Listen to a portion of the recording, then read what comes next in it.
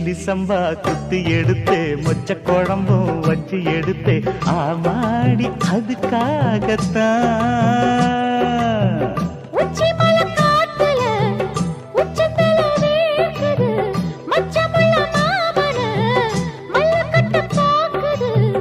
பக்கம் வந்து வருசி பார்க்கவா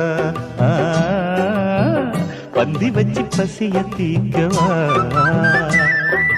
கிச்சிலி சம்பா குத்தி எடுத்தே